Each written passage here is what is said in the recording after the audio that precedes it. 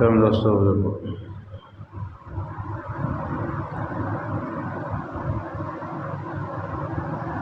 قرآن کریم اور رسول اللہ صلی اللہ علیہ وسلم کے مبارک ارشادات کے مطابق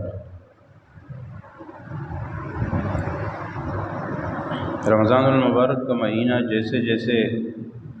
اختتام کے قریب ہوتا ہے اتنی اس کی اہمیت بڑھتی چلی جاتی۔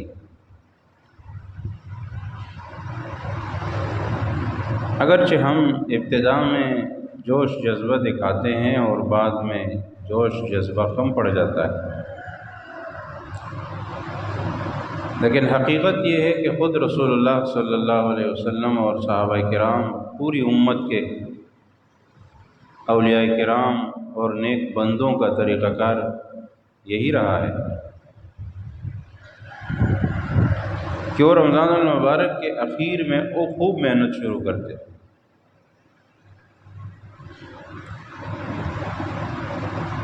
اس کی وجہ یہ بھی ہے کہ رمضان المبارک میں جو سب سے اہم رات ہے لیلۃ القدر کی، جو صرف رمضان میں نہیں بلکہ پورے سال میں اہم رات ہے، اس کو اللہ تبارک و تعالیٰ نے رمضان کے مہینے میں رکھا اور پھر رمضان کے مہینے کے بھی آخری عشرے میں رکھا۔ اب اس میں اللہ تبارک و تعالیٰ کی حکمت ہے۔ خود حدیث میں ہے کہ رسول اللہ صلی اللہ علیہ وسلم نے لیلۃ القدر پانے کے لیے پورا رمضان کا مہینہ اعتکاف فرمایا۔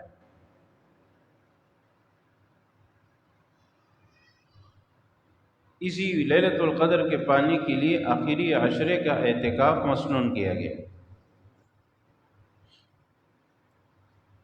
تاکہ یہ آخری عشرہ پورا کا پورا عبادت میں گزرے اور اسی دوران اعتکاف کے دوران لیلۃ القدر بھی مل جائے، اس کا اجر و ثواب بھی مل جائے۔ چنانچہ حدیث میں ہے کہ آپ علیہ الصلوۃ والسلام نے جب پہلا عشرہ اعتکاف فرمایا تو آپ کو لیلۃ القدر کے بارے میں کچھ نہیں بتایا گیا۔ دوسرے عشرے کا اعتکاف فرمایا تو بھی کچھ پتہ نہ چلا۔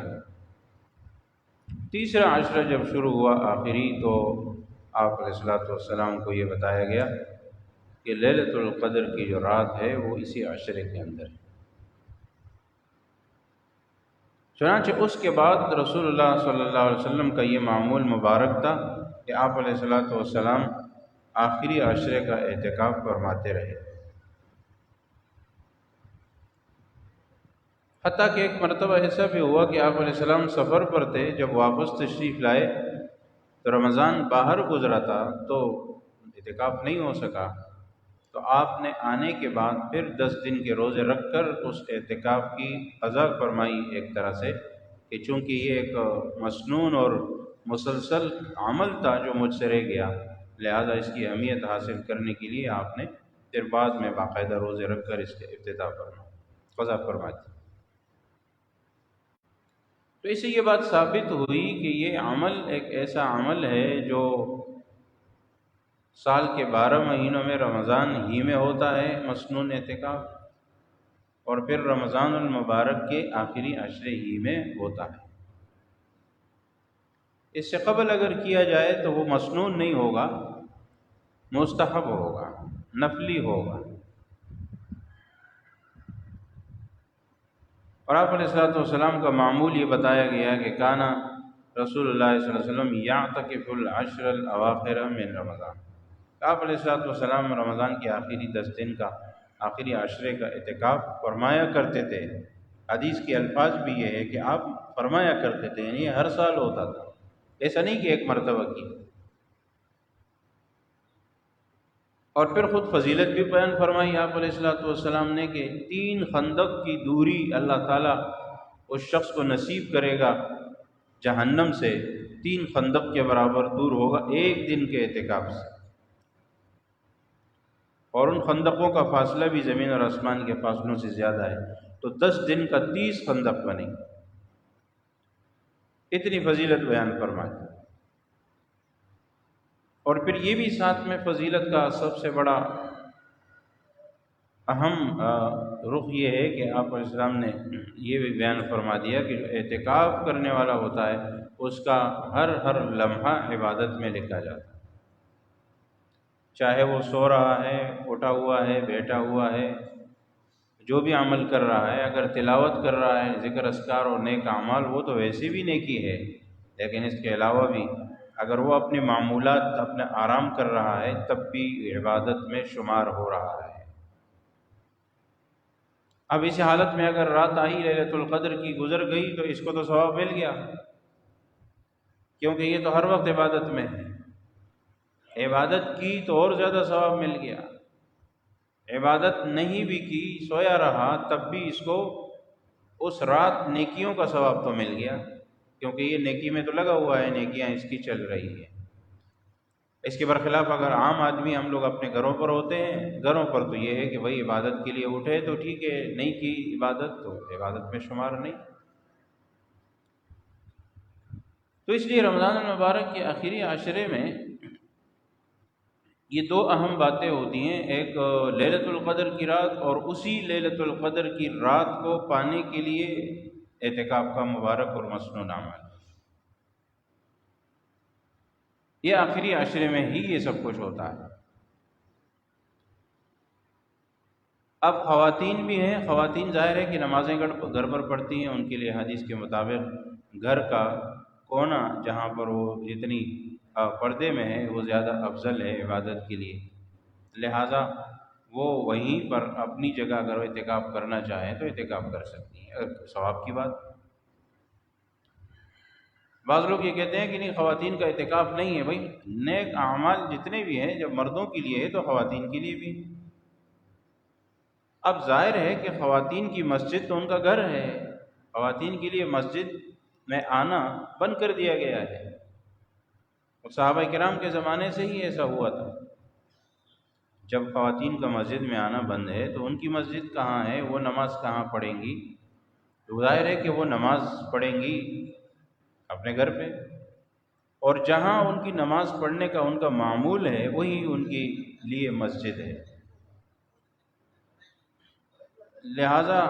ان کے لیے یہ بات وہی مسجد ہے، تو اسی جگہ پر ان کو چاہیے کہ وہ آئیں اور اپنے اعتکاف کا عمل وہیں بیٹھ کر کریں۔ اگر کسی کے ہاں نماز کی جگہ مخصوص نہیں ہے، نماز کی جگہ مخصوص نہیں ہے تو وہ اپنے لیے نماز کی جگہ مخصوص کر لے، وہی جو جگہ مخصوص کرے گی وہی اعتکاف کی جگہ ہوگی، اور اگر مخصوص ہے تو پھر ایسی صورت میں پہلے سے اگر مخصوص ہے، جیسے بعض لوگ کرتے ہیں اپنے گھر میں کوئی کونا، کوئی جگہ، کوئی کسی کمرے کا کوئی حصہ نماز کے لیے مخصوص ہے اور وہاں گھر والے خواتین گھر کی نمازیں پڑھتی ہیں، تو وہی جگہ ان کی مسجد ہے، وہیں پر ان کا اعتکاف ہوگا۔ اور اگر مخصوص نہیں ہے، کبھی کسی جگہ نماز پڑھی، کبھی کسی کمرے میں پڑھی، کبھی کہیں پر جا نماز بچائی، تو اب ان کے لیے یہ ہے کہ وہ کسی مخصوص جگہ کو جائے نماز بچا کر اپنے لیے مخصوص کر لے، وہی ان کی آرام کی جگہ بھی ہوگی، وہی ان کے اعتکاف کی جگہ بھی ہوگی۔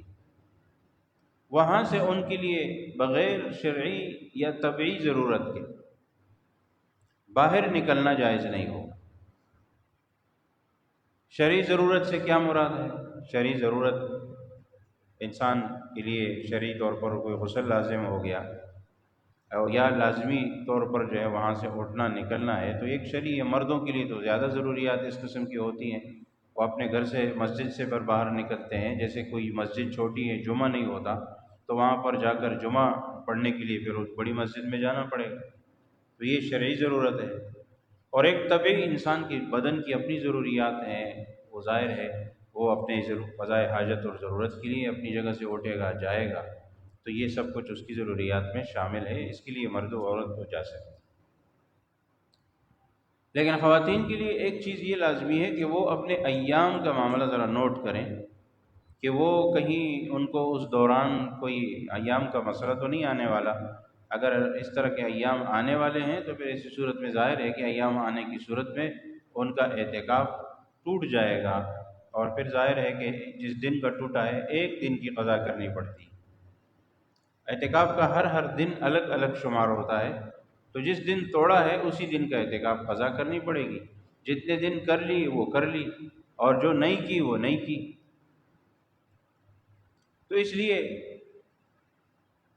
یہی طریقہ کار ان کے لیے ہوتا ہے۔ اگر اندازہ نہیں تھا اور اچانک آ گیا تو پھر ماہواری کا مسئلہ آ گیا تو پھر ٹھیک ہے، قضا وہ ایک دن کی بعد میں کرے۔ اگر رمضان میں ہی موقع مل گیا تو رمضان میں کرے، اور نہ رمضان کے باہر کرے، لیکن اس کے ساتھ روزہ رکھنا ہوگا۔ رمضان کے باہر پھر روزہ رکھنا پڑے گا۔ اور روزہ اعتکاف جو مسنون ہوتا ہے نا، اصل میں اعتکاف کی 2-3 قسمیں ہیں۔ ایک تو واجب اعتکاف ہے۔ اب واجب ایسے ہوتا ہے کہ انسان اعتکاف واجب ایسے ہوتا ہے کہ جی نظر منت مان لے کہ میرا اگر فلانا کام ہو گیا تو میں اعتکاف کروں گا اللہ کے لیے۔ اب ظاہر ہے کہ جب کام پورا ہو گیا تو اب یہ چیز واجب ہے اس کے ذمے۔ اب یہ چاہے رمضان کی نیت مانی ہو یا رمضان کے باہر مانی ہو، باہر بھی ہو تب بھی روزہ رکھنا پڑے گا، کیونکہ یہ اعتکاف روزے کے بغیر نہیں ہوتا۔ واجب اعتکاف بھی روزے کے بغیر نہیں ہوتا، اور مسنون اعتکاف یہ بھی روزے کے بغیر نہیں ہوتا۔ مسنون اعتکاف وہی ہے جو رمضان المبارک کے آخری عشرے میں ہوتا ہے، جس کو ہم عام طور پہ اعتکاف کہتے ہیں اور سمجھتے ہیں۔ اور مستحب یہ ہوتا ہے کہ وہ نفلی اعتکاف ہے کہ ایک شخص جب بھی مسجد میں آئے وہ نیت کر لے کہ میں جب تک مسجد میں ہوں میں اعتکاف کی نیت کرتا ہوں۔ تو اب یہ جب تک مسجد میں ہوگا اس کو اعتکاف کا ثواب ملے گا۔ جیسے ہی یہ مسجد سے باہر جائے گا اس کا اعتکاف ختم ہو جائے گا، ٹوٹے گا نہیں، ختم ہو جائے گا، کیونکہ اس میں ٹوٹنے کا کوئی سوال نہیں۔ یہ 2 منٹ کے لیے بھی ہو سکتا ہے، گھنٹے 2 گھنٹے کے لیے بھی ہو سکتا ہے، دن کے لیے بھی ہو سکتا ہے۔ جتنی دیر بھی مسجد میں بیٹھا ہوا ہے وہ اعتکاف کی نیت کر لے۔ تو ہمارے ہاں یہ ہے کہ ہم نماز پڑھنے آتے ہیں، اس لیے کہتے ہیں کہ اچھا اور مستحب طریقہ یہ ہے کہ جب آپ مسجد میں داخل ہوں، مسجد میں داخل ہونے کی دعا پڑھیں تو ساتھ ساتھ اعتکاف کی نیت بھی کریں۔ یہ سب سے عمدہ طریقہ ہے تاکہ جب تک آپ مسجد میں رہیں آپ کو اعتکاف کا ثواب ملے۔ اب ایک شخص 1 گھنٹہ رہا مسجد میں، 2 گھنٹہ رہا، 3 گھنٹہ رہا، مثال کے طور پر زیادہ ٹائم گزارا اور اعتکاف کی نیت نہیں کی تو ایک ایسا ثواب جو اس کو نیت سے صرف مل سکتا تھا وہ نہیں ملا۔ انما الاعمال بالنیات، اعمال کا دار و مدار تو نیت پر ہے۔ اب مسجد میں کوئی شخص سارا دن پڑا رہے، سویا رہے، جو کچھ بھی کرے لیکن نیت نہیں کی تو اعتکاف کا ثواب نہیں ملے گا۔ نیت کر لی تو ثواب ملے گا۔ یہ نفلی اعتکاف ہوتا ہے، یہ سال کے 12 مہینے کسی بھی وقت ہو سکتا ہے، کسی بھی اور کتنی بھی دیر کے لیے ہو سکتا ہے، کچھ بھی اس میں قید نہیں ہے۔ تو بہرحال ہم جو ذکر کر رہے ہیں ہمارے سامنے جو ہے اس وقت وہ مسنون اعتکاف ہے، اور اسی کی ترغیب جو ہے وہ احادیث میں دی گئی ہے۔ رسول اللہ صلی اللہ علیہ وسلم کے اپنے مبارک عمل سے بھی دی گئی اور آپ نے اپنے الفاظ مبارک احادیث مبارک سے بھی بیان فرما دیا کہ یہ جو آخری عشرہ ہوتا ہے اس میں اعتکاف کر لیا کریں۔ اب سارا سال انسان ظاہر ہے کہ اپنی دنیاوی ضروریات، دنیاوی کوششوں میں، باتوں میں لگا ہوا ہے، مصروفیات میں مصروف ہے، اس کے پاس وقت نہیں ہے۔ لیکن یہ جب 10 دن وہ اپنے آپ کو وقف کرے گا دنیا سے بالکل منقطع ہو کر، تو ان دنوں میں انسان میں گویا کہ فرشتوں کی صفات آ جاتی۔ مثال کے طور پر ایک تو فرشتے کھاتے پیتے نہیں ہیں، تو ان دنوں میں انسان روزے سے ہوتا ہے، یہ فرشتوں سے مشابہت ہو گئی۔ پھر اسی طرح فرشتوں سے ایک اور مشابہت سب سے بڑی، جیسے میں نے پہلے بتایا کہ ہر لمحہ عبادت میں صرف ہو رہا ہے، یہ بھی فرشتوں کی خصوصیت ہے۔ کہ فرشتوں کو اللہ نے یہ خصوصیت دی ہے کہ ان کے ایک ایک سیکنڈ ان کا، جیسے انسان سانس لیتا ہے اس طرح فرشتوں کا ایک ایک سیکنڈ جو ہے وہ سانس والا جو ہے سمجھے وہ عبادت میں صرف ہو رہا ہے۔ اب اسی طرح سال کے 12 مہینے ہم نہیں کر سکتے، یہ ہم رمضان المبارک کے آخری عشرے میں ہی کر سکتے ہیں بس۔ تو یہ ایک بہت بڑا فائدہ ہے۔ اس کے علاوہ انسان بہت سے گناہوں سے محفوظ ہو جاتا ہے جو گناہ مسجد سے باہر ہوتے ہیں، مسجد کے اندر ان سے بچ جاتا ہے، بد نظری نہیں ہوتی۔ اور اسی طرح چغلی، غیبت اور یہ فضول باتوں سے انسان اگر اپنے آپ کو بچانا چاہے مسجد میں تو آسانی سے بچا سکتا ہے، اپنی عبادات میں لگا رہے اور ان فضول چیزوں میں نہ پڑے جس میں سارا سال ہم لگے رہتے ہیں۔ اب ہمارے ہاں بھی لوگوں نے اس میں 2 طرح کی چیزیں شروع کر دی ہیں۔ ایک تو اعتکاف لوگوں نے وہ بنا دیا، یا جیسے پہلے ہوا کرتا تھا کہ اتنا سخت بنا دیا کہ وہ اعتکاف کا جو شرعی مقصد ہے نا اس مقصد کو ہی بھول گئے۔ انہوں نے اعتکاف کا مقصد یہ بنایا کہ ایک شخص مسجد کے کونے میں بیٹھ جائے گا، یا خاتون مسجد کے گھر کے کونے میں اپنے گھر کے مسجد یا جب نماز کی جو جگہ ہے اس کونے میں جب بیٹھے گی تو اس کے ساتھ کسی کو ملنے کی اجازت نہیں ہے، نہ وہ کسی کے ساتھ مل سکتی ہے نہ اس کے ساتھ کوئی مل سکتا ہے، یا مسجد میں بھی یہی معاملہ ہے کہ کوئی ملاقات نہیں ہو سکتی، جو جائز بات ہے جو ضروری بات ہے وہ بھی نہیں کر سکتے، یا یہ کہ مسجد سے باہر نکلیں گے یا کسی جگہ، پہلے تو جو دیہاتوں کی مساجد میں استنجا خانے وغیرہ نہیں ہوتے تو لوگ باہر جاتے تھے دور دراز آس پاس میں، تو اس میں جی وہ ایک نشانی کے طور پر ہوتا تھا کہ چہرے پر کپڑا وغیرہ ڈال لیتے تھے مرد تاکہ پتہ چلے، لیکن یہ کوئی شرعی حکم نہیں تھا۔ اب اتنی زیادہ پابندی، جو پابندی یہ ہو کہ جی آپ ضروری بات بھی نہیں کر سکتے، ضروری کام بھی نہیں کر سکتے، یہ بھی شریعت میں نہیں ہے، اور اتنی زیادہ آزادی بھی نہیں ہے کہ ایک شخص بیٹھا ہوا تو اعتکاف میں ہے لیکن یہ ہے کہ وہ باقاعدہ اس کے اپنی جو دنیا کی ضروریات ہیں وہ موبائل فون کے جیسے دنیا کے رابطے میں پہلے تھا اب بھی رابطے میں ہے، دوست احباب رشتہ دار اس کو فون کر رہے ہیں یا ان کو فون کر رہا ہے، اور پھر یہ ہے کہ جی سب ملاقاتوں کے لیے آ رہے ہیں اور بلا وجہ اس بیچارے کا وقت ضائع کر رہے ہیں، اور یہ بھی اس گپ شپ میں لگا ہوا ہے، اور رات بھر جو ہے وہ دوست احباب جو پہلے باہر اس کے ساتھ ملتے تھے اب وہی لوگ مسجد میں آ کر اس کے ساتھ مل رہے ہیں اور اس کا وقت ضائع کر رہے ہیں، پھر اس میں دنیاوی باتیں بھی ہو جاتی ہیں، پھر ظاہر ہے کہ دنیاوی باتوں میں چغلی غیبت اور مختلف قسم کی باتیں آ جاتی ہیں، تو وہی بات ماحول آ جاتی ہے جو مسجد سے باہر کا ماحول ہوتا ہے، جو ماحول باہر درست نہیں ہے مسجد میں آ کر اگر وہ کام ہو رہا ہے تو اور زیادہ گناہ ہو جائے گا، اور پھر ساتھ میں اعتکاف کی، مسجد کی، اور رمضان کی، ان سب باتوں کی بے حرمتی ہو جاتی ہے، تو لہٰذا اعتکاف اس کے درمیان ہی عمل کا نام ہے کہ جو ضروری بات ہے ضروری کام ہے وہ آپ کر سکتے ہیں، کوئی ضروری ملاقات ہے تو بھی ٹھیک ہے، اگر کوئی شخص پوچھنے کے لیے حال احوال پوچھنے کے لیے آپ کے پاس آ گیا آپ حال احوال اس کو بتا دیں، ٹھیک ہے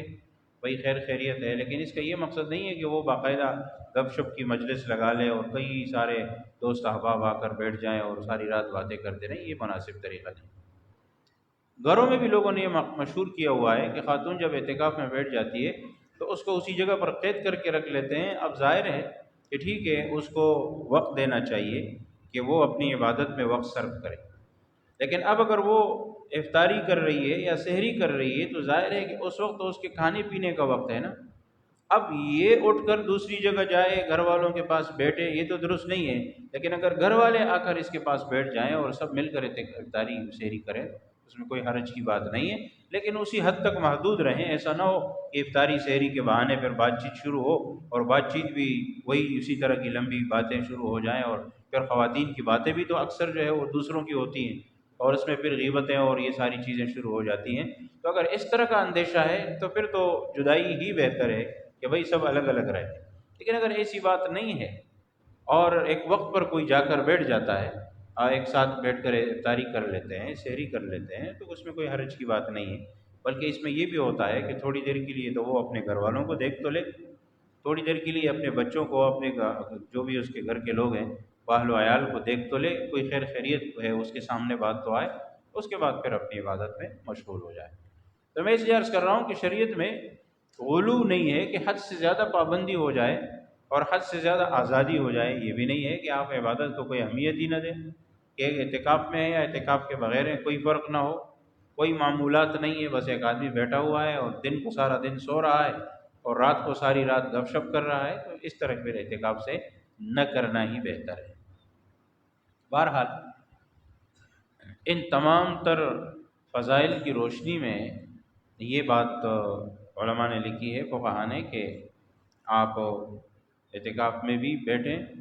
اور پھر یہ بھی لکھا ہے کہ ان ایام کو اسی ترتیب کے مطابق جو ہے وہ قیمتی بھی بنایا جائے، اور مسجد کے لیے چونکہ یہ سنت علی الکفایہ ہے تو ہر مسجد میں جہاں پنج وقتہ نمازیں ہوتی ہوں، پنج وقتہ نمازیں، بعض جگہ مقامات ایسی ہے نا جہاں دفتروں وغیرہ میں جہاں 2-3 وقت کی نماز ہوتی، تو 2-3 وقت کی نماز والی جو ہے وہ جامع مسجد، وہ مسجد ہی نہیں ہے، وہ مصلی ہے، لیکن جس جگہ 5 وقت کی نمازیں ہوتی ہیں اگر جمعہ نہیں بھی ہوتا تب بھی وہ مسجد ہے، اگر اس کو کسی نے وقف کر لیا ہے مسجد کے لیے تو تب تو ہے ہی مسجد شرعی، لیکن اگر مسجد کے لیے کسی نے وقف نہیں کیا ہے، اس نماز کی جگہ بنائی ہوئی ہے، کل کو وہ توڑ کر کوئی اور چیز بنا لے، اس کی مرضی ہے، اس کی ملکیت ہے، تو پھر وہ مسجد شرعی نہیں ہے۔ ہاں نماز کی جگہ ضرور ہے۔ اب اگر ایسی جگہ کوئی شخص اعتکاف میں بیٹھ رہا ہے تو پھر ظاہر ہے کہ جمعے کے لیے اسے جامع مسجد جانا پڑے گا۔ جامع مسجد اسی مسجد کو کہتے ہیں جس میں جمعہ ہوتا ہو، جس میں جمعہ نہیں ہوتا ہے وہ جامع مسجد نہیں۔ تو وہ غیر ایسے مسجد جو جامع نہیں ہے، جمعہ نہیں ہوتا، وہاں بھی اعتکاف ہو سکتا ہے، لیکن جمعے کے لیے پھر مسجد میں آنا ہوگا۔ اور اس کو وہی ہے کہ وہ وقت نوٹ کرے کہ بھئی کس وقت جمعہ ہوتا ہے اور بیان شروع ہوتا ہے، اسی وقت کے لیے آئے اور جمعہ کی نماز پڑھ کر پھر فوراً واپس جائے، تاکہ اس میں مزید وقت صرف نہ ہو۔ تو ہمارے یہاں اکثر و بیشتر تو ایسی مسجدیں نہیں ہیں، اکا دکا کوئی ایسی جگہ ہو تو ہو، ورنہ تو نہیں ہے، سب میں جمعہ ہوتا ہے۔ لیکن اگر ایسی جگہ ہے تو پھر اس میں یہی ہے کہ شرعی مسجد بننے کے لیے یہ ضروری ہوتا ہے کہ جو مالک ہے وہ اسے شرعی طور پر مکمل وقف کرے کہ یہ میں نے اللہ کی رضا کے لیے مسجد کے لیے وقف کر دیا ہے، اب آئندہ میں اس سے اور کوئی کام نہیں لوں گا، یہ بس نماز مسجد کے لیے وقف ہو گیا ہے، تو وہ ایک الگ سلسلہ ہوتا ہے۔ اگر ایسے وقف نہیں کیا ہے، بس صرف نماز کے لیے مخصوص کر دیا ہے، جیسے دفاتر میں ہوتا ہے یا جیسے بعض مقامات پر ہوتا ہے، تو پھر وہ شرعی مسجد نہیں ہے۔ جماعت کا ثواب مل جائے گا، جو جماعت سے نماز پڑھے اس میں تو ٹھیک ہے۔ بہرحال یہ ان باتوں کا خیال رکھا جانا چاہیے، اور پھر اسی ترتیب کے مطابق جو ہے وہ ہمارے ہاں ہر سال ساتھی بیٹھتے ہیں، لیکن یہ ہر سال یہ آداب ہم پہلے سے بتا دیتے ہیں کہ بھئی جن کا ارادہ ہو وہ ان تمام آداب کا خیال رکھے، اور پھر ان آداب کا خیال رکھتے کیونکہ بغیر ضرورت شرعی کے یا طبعی کے مسجد سے باہر جانا جائز نہیں ہوتا۔ ٹھنڈک کے غسل کے لیے بھی مسجد سے باہر جانا جائز نہیں ہوتا سوائے واجب غسل کے، اور اسی طرح وضو خانہ، استنجا خانہ، یہ سب مسجد کے نماز کے حدود سے باہر ہوتے ہیں، لہذا یہاں بھی ضرورت کے بغیر نہیں جا سکتے۔ اس پر بھی فقہاء نے لکھا ہے کہ اگر ایک شخص کو وضو ہے اور دوبارہ وضو کرنے جاتا ہے تو اس پر بھی فقہاء نے بات کی ہے کہ وضو ہوتے ہوئے دوبارہ وضو کے لیے جانا کوئی شرعی ضرورت نہیں ہے، لہذا نہ جائے جب تک وہ پہلے والا وضو اس کا ختم نہ ہو، یا اس وضو کے ختم کرنے کے ارادے سے نہ نکلے کہ وضو ختم کرنے کے ارادے سے قضاء حاجت کے لیے نکلا اور وضو ختم کر کے پھر دوبارہ بنا کر پھر آ گیا تو پھر ٹھیک ہے۔ تو ہمارے ہم ہر سال یہ چیز بتاتے ہیں، اس سے پہلے زمانے میں باقاعدہ مسجد کا نقشہ بنا کر لگایا گیا، اور ہماری مسجد کی حدود تو واضح ہیں کہ وہ چوکور ہیں تو سب پتہ چل جاتا ہے۔ بعض مساجد میں یہ ہے کہ کچھ کونے وغیرہ ہوتے ہیں تو پھر اس میں وضاحت کرنی پڑتی ہے، یہاں بھی وضاحت ہم کر دیتے ہیں کہ بھئی مسجد کا وضو خانہ چھوڑ کر باقی مسجد ہے۔ مسجد پھر صرف ایک چھت نہیں ہوتی، مسجد کے اوپر ساتوں آسمانوں تک سب شرعی مسجد ہے، لہٰذا وہ سب کے سب مسجد میں داخل ہے۔ جو عمل مسجد کے نیچے ہوگا وہی مسجد کے اوپر بھی ہو سکتا ہے، اور جو نیچے منع ہے وہ اوپر بھی منع ہے، جو نیچے ناجائز ہے وہ اوپر بھی ناجائز ہے، جو نیچے جائز ہے وہ اوپر بھی جائز ہے، تو وہی سب کچھ ہے، اور اسی ترتیب کے مطابق جو ہے وہ مسجد کے حدود کو دیکھتے ہوئے پھر ظاہر ہے کہ اعتکاف میں بیٹھنے والا حدود کے متعلق اپنے آپ کو سمجھائے پہلے کہ کہیں ایسا نہ ہو کہ بغیر ضرورت اس سے باہر نکل جائے۔ یا تو ہم اس کی بھی پابندی کرواتے ہیں کہ بھئی ہاتھ دھونے کے لیے بھی مسجد سے باہر نہیں جانا ہے، ہاتھ دھونے کے لیے بھی وضو خانے میں نہیں جانا ہے،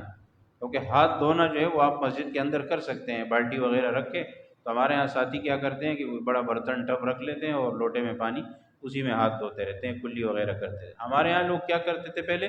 کہ جب اس مسئلے کا علم نہیں ہوتا تھا تو ادھر افطاری میں بیٹھ گئے، رمضان المبارک کی 20ویں رمضان کی افطاری سے اعتکاف شروع ہوتا ہے، تو جیسے ہی 20ویں رمضان کی افطاری مسجد میں کرتے تھے تو فوراً افطاری کے بعد کلی کرنے کے لیے چلے جاتے تھے، تو 15 منٹ کے اندر اندر اعتکاف توڑ دیتے تھے، پتہ ہی نہیں ہوتا تھا بیچارہ۔ تو اس لیے مسائل کا علم ضروری ہوتا ہے۔ ہمارے ہاں مسائل کے علم کی طرف، سیکھنے کی طرف توجہ نہیں دی جاتی، اس لیے تو کہتے ہیں نا کہ علم کے بعد جب آپ عمل کریں گے، اس مسئلے کو سیکھ کر کریں گے تو آپ اس کے حدود اور شروط اور قواعد کے حساب سے کریں گے تو اس کا اجر بھی ملے گا، اور پھر کوئی مسئلہ آ جائے گا آپ کو تو احتراز اور اس کے بچنا آپ کے لیے آسان ہوگا، اور انسان جو ہے وہ اس سے اپنی اجتناب کر سکتا ہے خلاف ورزی سے۔ لیکن جہاں مسئلے کا علم ہی نہ ہو تو وہ کیا کرے گا؟ ظاہر ہے وہ خلاف ورزی کرے گا۔ ایک اور بیماری جو ہمارے ہاں عام ہے نا شرعی مسائل میں، وہ یہ ہے کہ ہم جب مسئلہ ہم سے غلطی ہو جاتی ہے نا، یا ہم ایک کام کر لیتے ہیں پھر جا کے پوچھتے ہیں کہ اس کا شرعی حکم کیا ہے۔